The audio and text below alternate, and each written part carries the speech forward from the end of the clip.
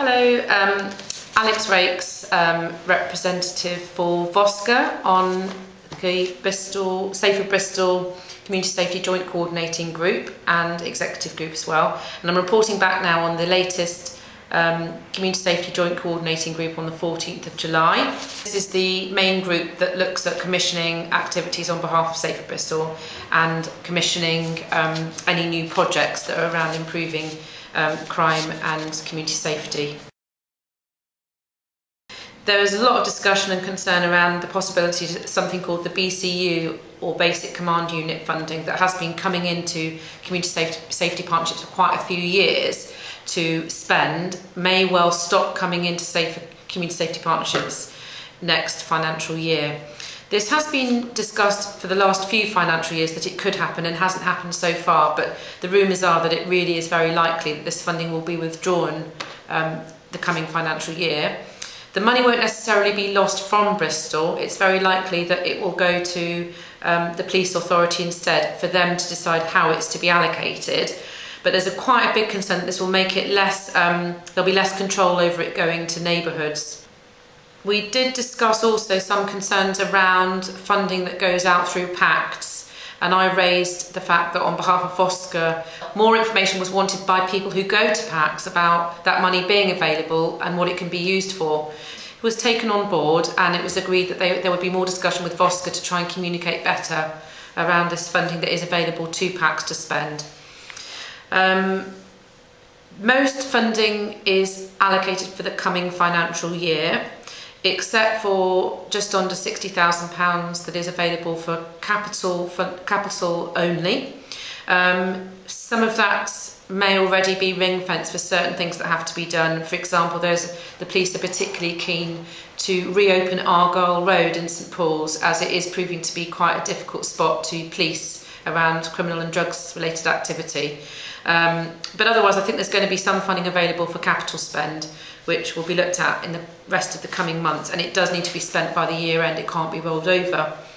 Any money that can be rolled over, that is underspent, the Safer Bristol JCG are quite keen to hold back for contingency.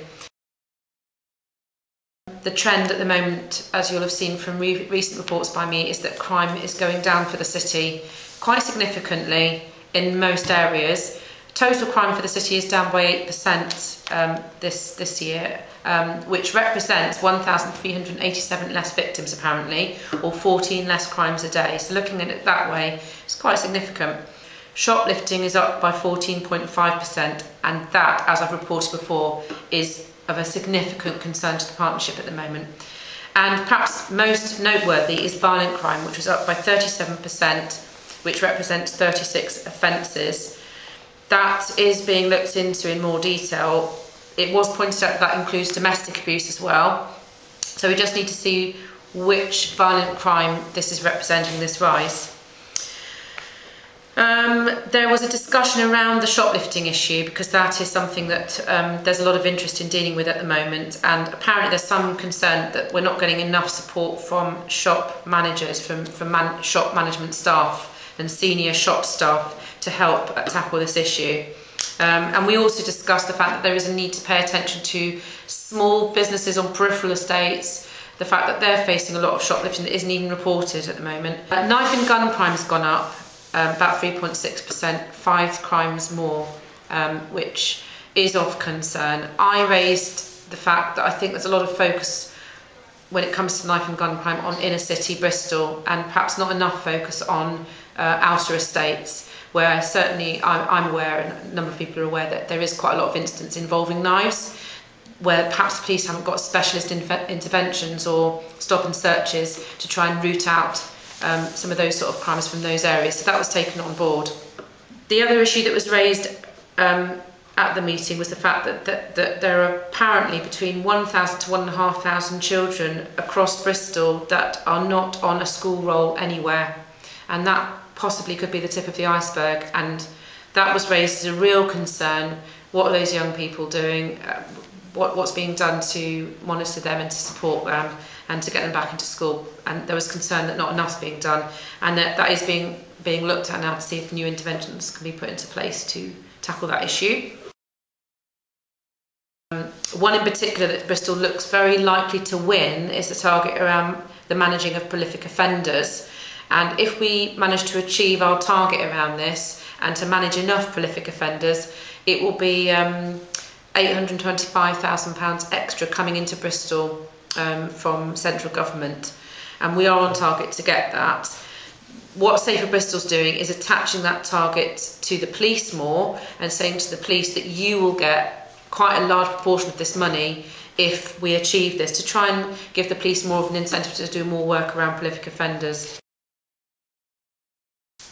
The next point we discussed was the antisocial behaviour review that's going to take place, a big evaluation and review of Bristol's antisocial behaviour services, and there is a real keenness to completely overhaul or really review intensively what's currently happening around antisocial behaviour in Bristol. There's going to be initially a one-day consultation event where they're bringing in external consultants that have a specialism in this area with all the key players working in antisocial behaviour in the city to look at what needs to change, what recommendations do we need to look at to really improve how we manage antisocial behaviour in a partnership way. Once the recommendations come out of this day, they'll be brought back to the next Safer Bristol executive meeting for further discussion and to look at how we take it forward. But they're keen to move this forward really fast because there has been a number of challenges around how it's run at the moment for the city. I certainly raised that I needed to make sure they're linking in with other voluntary sector-led and activity around antisocial behaviour and other important reviews that have recently taken place that I felt were linked. The next item we looked at was the new Community Cohesion and Safer Communities Overview Scrutiny, which is a new scrutiny panel that is going to be set up for Bristol. It comes out of a national direction that it has to happen. That will have community representation as well as executive representation and officer representation. There is going to be apparently 6 community reps on that panel. I think they'll be looking to get reps who have direct understanding and knowledge around community cohesion issues. I raised they must look at hate crime and cohesion and race equality and other forms of equalities issues that are particularly threatening community cohesion across the city. Concerns raised that there hasn't been enough communication around this day and they're not linking in enough with the VCS voluntary community sector, for example through Voscur, and also other partnerships to make sure everyone who should knows about this day and gets involved. For example, we had Avon Fire and Rescue at the table and they didn't even know about it. So there's obviously more work to be done around improved communication. And I also suggested perhaps making sure there's positive initiatives attached to that day, maybe shadowing for community members with various 999 services to know more about what they get up to. There was then a discussion around community confidence questionnaires that are being carried out by Safer Bristol in various wards across the city. Apparently these measure community perceptions around crime and they want to look at perceptions versus actual crime rates. And we had quite a bit of discussion around making sure that the outcomes of these questionnaires are shared with as many people as possible and also that they link in with other surveys that are being done with the community so that we get more holistic information about how communities are feeling. These questionnaires are run via the PACT process. There is apparently a steering group that oversees how they're being run and the outcomes of them and any recommendations that need to emerge from them as well. Yeah, I think that was mainly all that was discussed at this meeting. Thank you.